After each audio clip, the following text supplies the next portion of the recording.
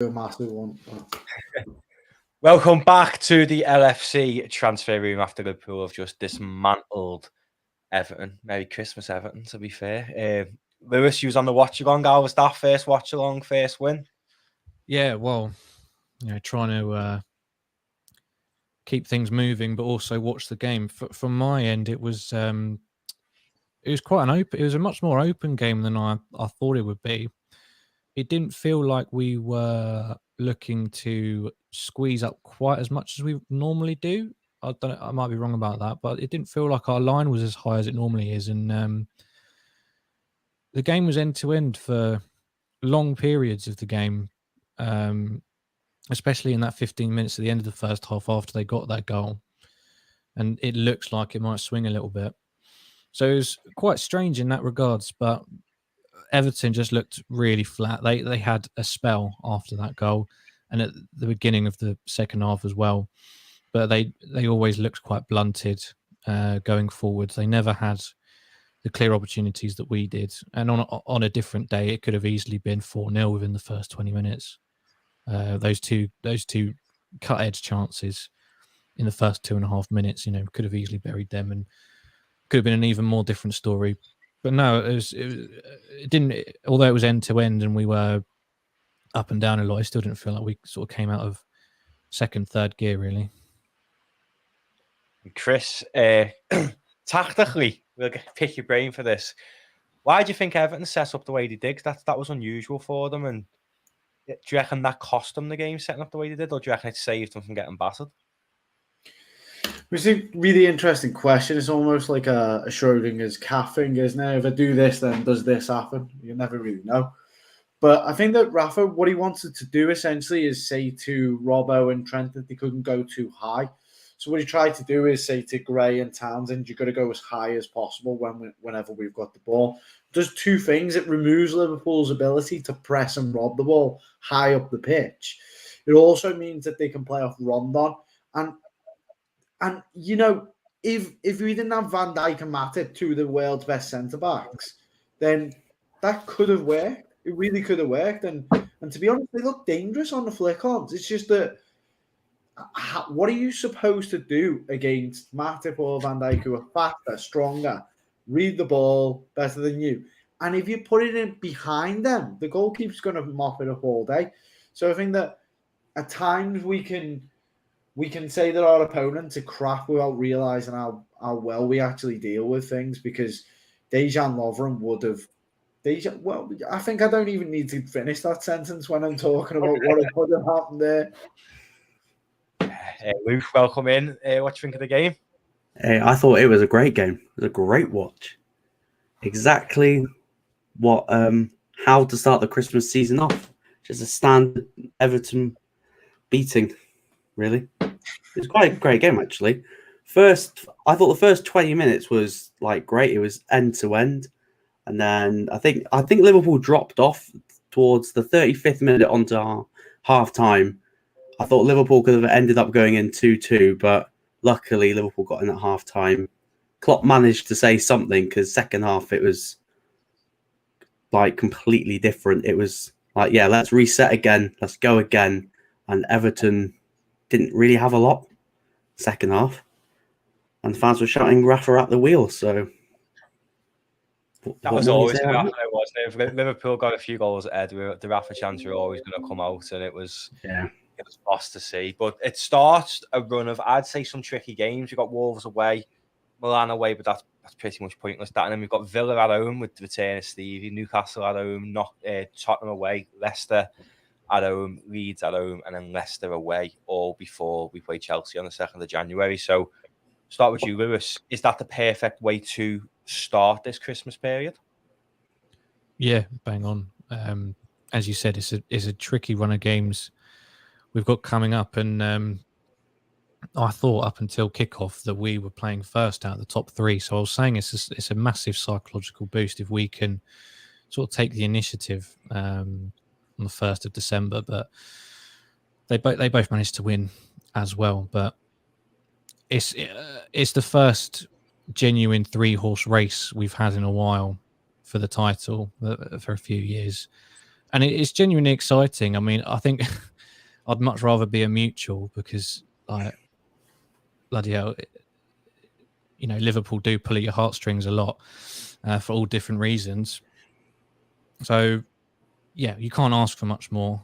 And the title's not won in December. I think we all remember that from the 13-14 season. Top of the league at Christmas and New Year, and it wasn't meant to be. So all we can do is put together a massive winning run, which we need to do. We've drawn a lot more games than is ideal, and we need to turn those into wins and get a really consistent run of those wins in to sort of keep tabs on Chelsea and Man City at the minute, because despite Chelsea dropping points against Man U, they both look pretty unstoppable at the minute. So all we can do is look to keep up with them at this moment and just hope they slip up a little bit. Yeah. Before I dip out, Kris, I'll pass this one over to you. 3-horse race, or would you agree with what my analogy is that our main rivals, I think, are Chelsea, because City seems to be slipping up a lot more than usual. Yeah, I'm off, by the way. Right. Well, honestly, difficult question for me personally. I do think it's a 3-horse race, and I think it is a 3-horse race because of the absolute wealth that, for example, Manchester City have, and I mean wealth in terms of players and assets. So City can go out this January and buy whoever they bloody want within reason. Harry Kane's not off the cards yet. We have to remember that. Daniel Levy is a very shrewd negotiator, people say. I don't think he's that shrewd of a negotiator considering the state Tottenham are in. So I think that City will grind games, they will win games, and now they've got things so perfected that they can only really lose to the top teams. What do you think, Lewis? What, Man City, you mean?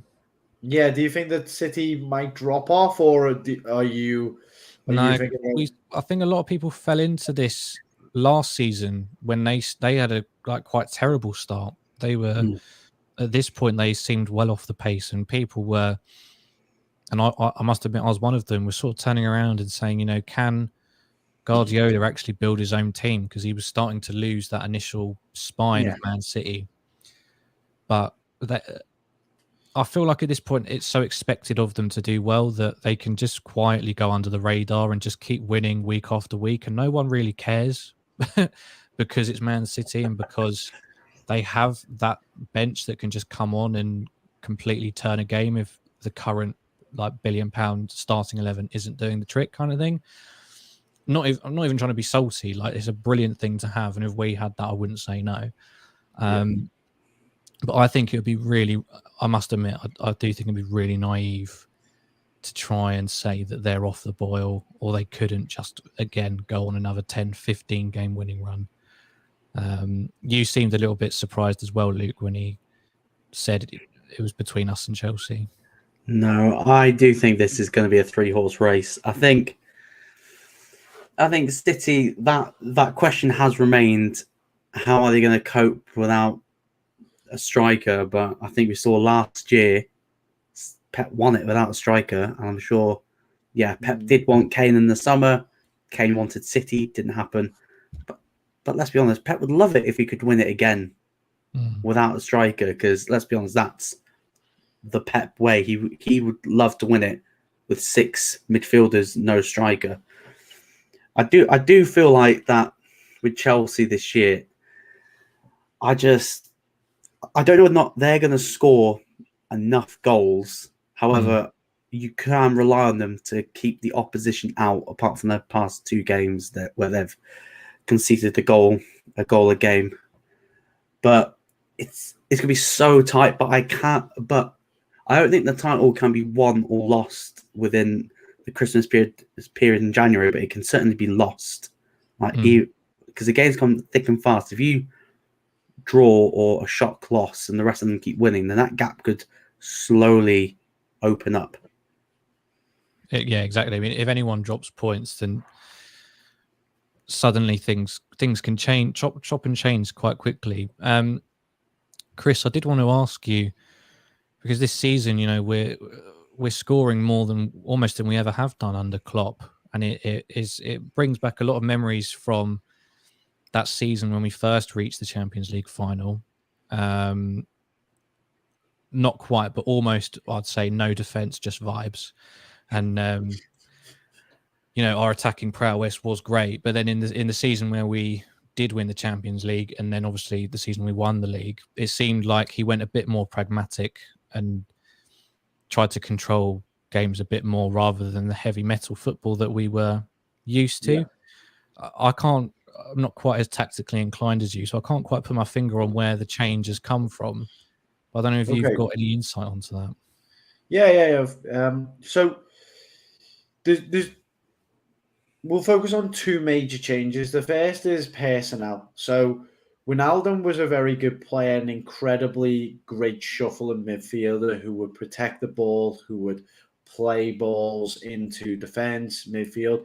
But his ability in order to crack a defence and make an assist was well known, not very good. So this leaves teams with options. What are the options? The options are, do I press Hendo? Do I press Fabinho? Or do I press Wijnaldum? Well, you know that Wijnaldum's the least dangerous, so you don't press him. Now that option's not really on the cards, especially with Hendo playing incredible balls all over the pitch. So who do you press? You press Hendo, then Trent's free, right? If you press Fabinho, then Hendo's free on the diag. So we have basically done more or less a football manager job of swapping in Thiago, who's more creative. And at the same time, I think Hendersons once again raised his level again, because in this game he was unbelievable. It was an incredible performance. The second thing is Alexander-Arnold's positioning. He's now playing more as a playmaker. So Guardiola plays this 2-3 system, okay? Let me do that so my fingers actually look visible, okay? There's this 2 and then 3, right?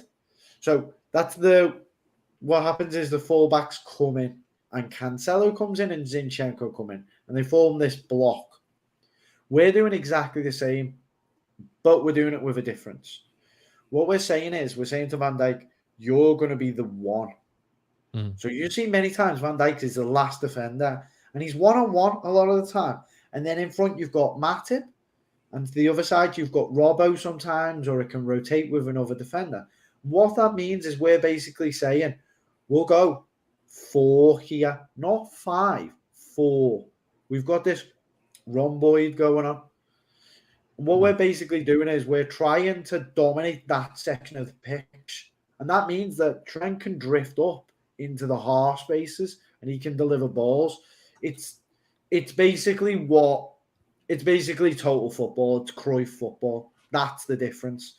Cruyff always used to play with a 3-4-3. We're basically doing exactly the same now. We're playing Cruyff football. So it's amazing, but it's not something that people know Klopp for, to be honest, total football, but that's what we're doing. Yeah. And it's certainly from my perspective, it's quite a subtle change it's obviously made a big difference. It's allowed Salah to play his absolute best football that we've seen. And yeah, Luke, I don't know what you thought about obviously Henderson got man of the match and he was brilliant. Did he? He said Manny on Amazon, and then it was it's Salah. That was Jay saying he's the man of the match. Sorry, I misread that. But no, he was my man of the match. He's my man of the match. Oh, right. Yeah, I think the way he controlled the midfield and ran the midfield, I thought that was probably his best game of the season. Obviously, he's not had a great start to the season. Obviously, I think he rushed himself back for the Euros. He barely played there. Didn't start the season well. Played on the left-hand side of the 3 against Chelsea. It looked completely awkward. Played a few games in the 6, got better. And I think, did he get injured again and then miss like a little bit where he just didn't play at all? Then obviously fans are saying, oh, well, that's Hendo done. And then we played Leeds, and it was the Fabinho, Thiago, Elliott midfield, and everyone was like, well, that's Henderson done.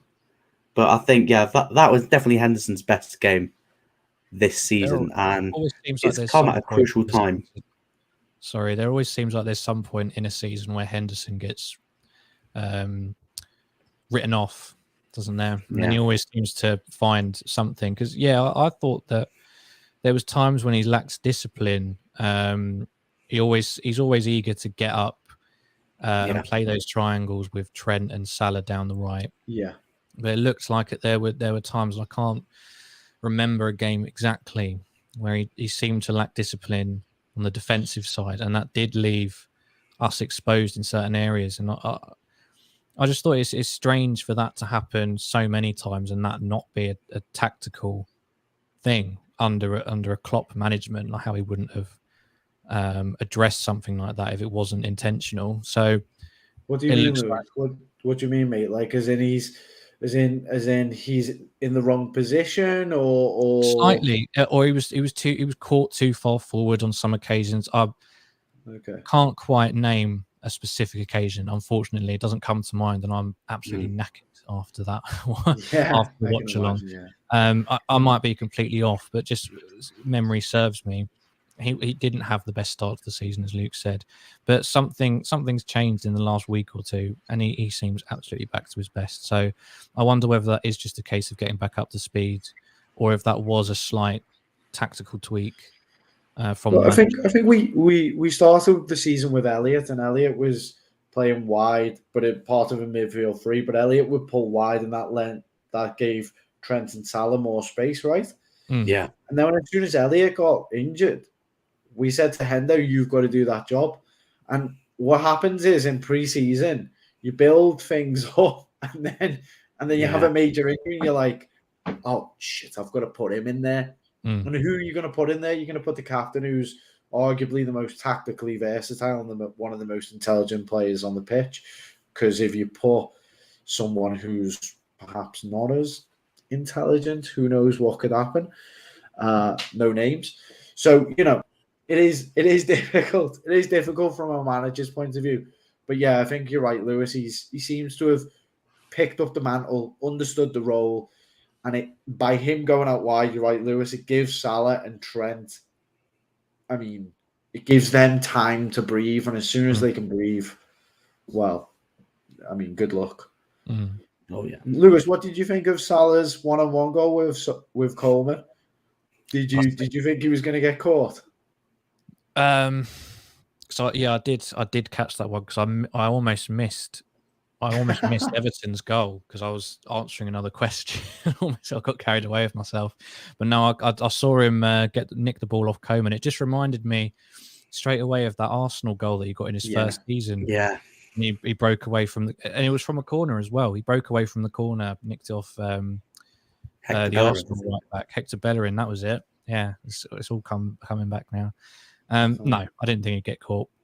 We've seen him in that situation a few times against Bellerin, who at the time was one of the fastest fullbacks in the league, I believe, and Dan James in the Man U game where we pretty much sealed the title back a couple of seasons ago. He sped away from him with the ball. Dan James managed to catch up with him, but even when you do, he's just a mountain of strength, and you can't get near him really.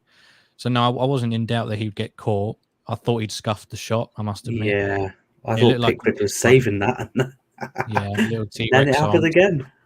Yeah, exactly. But he managed to get in. He didn't just stick his foot out. Yeah. Just sort of wrapping things up slightly. Luke, what do you think this does mean for the Everton boss, Rafa? Do you think that's the end of him? I think so. I've said it for a while in the different group chat, especially when he went on that run. Oh well, if he gets hammered in the derby, that's gonna be the end of him. I don't think he'll be sacked straight away. I think he'll have a little bit of time. But the thing is with Everton, where do you go? You brought him in because you had really overspent on FFP, and now you're trying to manage on a shoestring. And I don't know. you talk about poorly run clubs. Everton have just seemed to just slipped under the radar. How can you have spent over £400 million and look no closer to the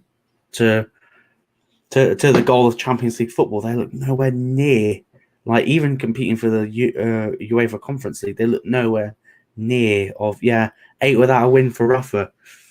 I couldn't believe I'll be that. shocked if he stays there past Christmas.